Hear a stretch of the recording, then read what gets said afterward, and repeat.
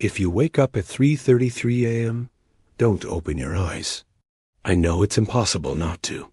Curiosity is in our nature, hardwired into us since the dawn of time. But whatever you do, don't even try to peek. That's what I told myself anyway, as I lay perfectly still under the covers, willing the monstrous thing on top of me to go away. It all started when I was awoken in the middle of the night by pressure on my chest, like someone kneeling on my rib cage. My eyes stayed shut. I was paralyzed with fear in the darkness behind my eyelids. I heard breathing, slow and wet, and somehow both too close, and also not close enough to make out. I couldn't tell where it was coming from, but it sounded like it was inches from my face. Then came a voice, raspy and dry like autumn leaves skittering across pavement. "I'll leave if you don't look."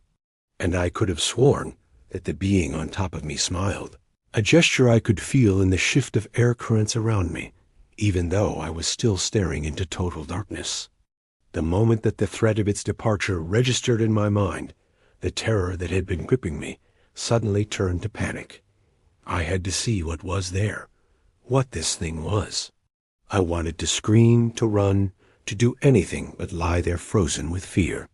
But something was keeping me glued to the spot, perhaps the knowledge that any sudden movement would provoke the creature enough to end me right then and there. I took a shallow breath, trying to steady myself, trying to buy some time until I could bring myself to actually look. And as I did, I felt the weight shift ever so slightly, just enough for me to hear the scrape of fingernails on the mattress as they moved closer to my head. Then the hairs on the back of my neck prickled, and I smelled something, a musky, cloying odor like dirty socks and decay. I wanted to gag, but I forced myself to relax my breathing, hoping that whatever was above me would think that I was still asleep. But it didn't work, because right after I inhaled the stench, I felt the pressure of its hot, fetid breath on my cheek. Then a buzzing sound filled my ears, the kind you hear right before your phone is about to send you a notification. And I knew instantly what was happening. Someone had been watching me, spying on me while I slept, taking a photo of me. At first, I wasn't sure if I should be relieved or pissed off. Relieved because whoever it was seemed to be losing interest in me. Pissed off because someone had violated my privacy, had invaded my space, had come into my house in the middle of the night to snap a picture of me. As the buzzing grew louder, I heard the click of my phone accepting the message.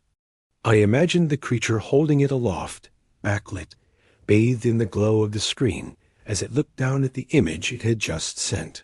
In the next moment, something cold brushed against my cheek. Then another fingernail, longer this time, raked across my jawline, leaving a thin red line in its wake. I flinched, my eyes flying open. I don't remember screaming. I don't remember making a sound at all. But what I do remember is the sight that greeted me. Something crouched over me, something hunched over me like a monstrous gargoyle leering down into my soul. Something that was black stretched tight over bones that were too angular and prominent. A face that had no features except for eyes. Two hollow pits where the whites should have been two burning coals, where pupils burned with an eerie green light. The thing opened its mouth, revealing rows upon rows of needle-sharp teeth in a silent shriek. And in that moment, I understood why it had woken me up. It wanted to show me what it had become, wanted to share with me its grotesque new form, its infernal glory. I tried to scramble back, but it was too late. Before I knew it, the creature was upon me, inhaling my face into its gaping maw, drinking in my screams, drinking in my terror. And as it did, it whispered, "Now it's your turn to watch," before everything went black.